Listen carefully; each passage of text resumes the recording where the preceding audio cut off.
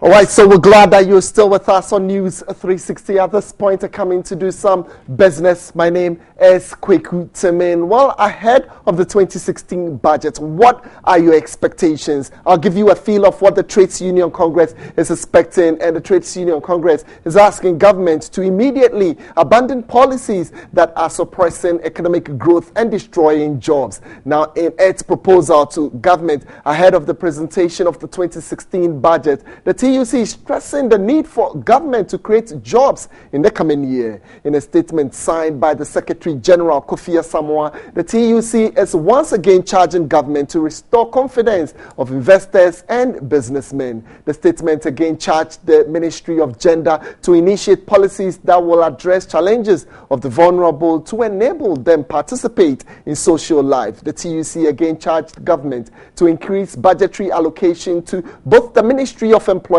and Labour Relations and the National Labour Commission. Well, according to the statement, a budget to the Ministry of Employment in 2015 was a little over 43.7 million Ghana cedis, while National Labour Commission was about 2.7 million, which the statement said was woefully inadequate. Well, they've called on government to do more for 2016. We'll do other stories now, and we're still talking about business and the economy. And here, businesses in Ghana currently require over 140 licenses and permits to commence operations amidst delays in their issuance. The CEO of the Private Enterprise Federation, Nana Osei-Bonsu, explains the delays present labor and financial costs to companies.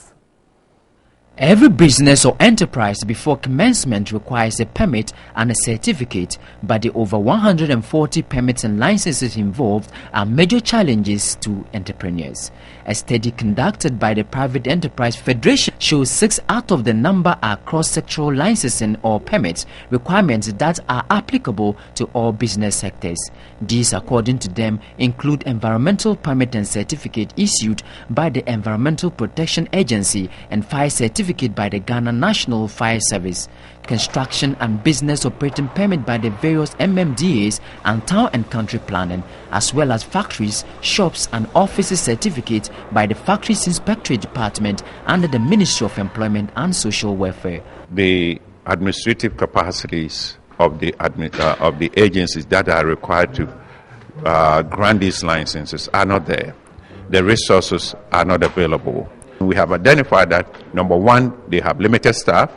Number two, they don't have the financial resources. And number three, the awareness. Some even don't have brochures to allow businesses to understand what the requirements on them are. Even though some of the agencies have reduced the 90 days registering processes to 60 days, the Federation is still requesting for at least 30 days in order to fast-track the registration processes. What we have done is advocate for better investment climate to enable businesses to do their business. When we talk about local content, how do we enhance the domestic private sector, the indigenous Ghanaian businesses to be able to become competitive against the foreign dominance? The Federation and other stakeholders have sent a bill to Parliament which, when passed, will help resource licensing agencies in terms of logistics and finance.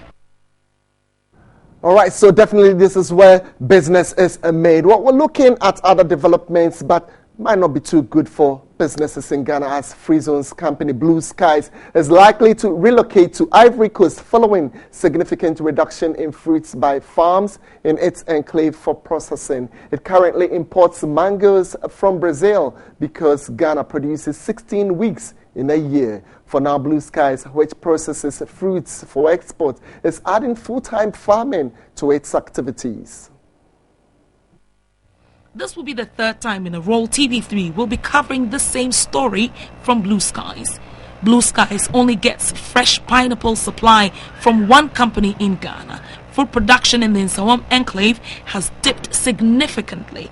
This has forced the company to go into fruit production to fill in the gap. Blue Skies now produces MD2 full-time on a 1,600 acres farm in Nsawam in the eastern region. What's going wrong?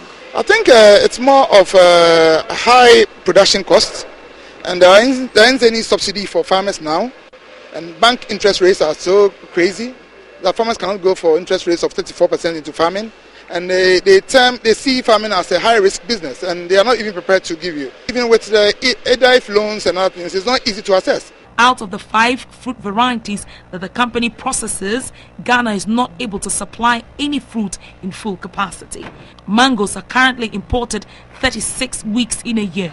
Brazil is the current destination where more than 200 tons of mangoes are airlifted in a week. For mangoes, definitely you continue importing as long as we stay in business, because we can produce mangoes only 16 weeks out of the 52 weeks. It's affecting our bottom line because it's a continuous thing, and it erodes all the profits we've made in the first half of the year. The woes of Blue Skies are worsened by the power crisis. At the time of filing this report, power had been consistently out in the past 3 days for 12 hours. The special regime for industries here does not exist. They can even give us share of us to know when the power will be taken out and when the power will be coming, so that we can plan our production according to when there's power. Ivorian president is currently negotiating with Blue Skies to relocate since more fruits are imported from the country. The lives of 3,000 workers will hang in the balance should the business relocation happen. So that's about all in business. My name is Kweku Tim.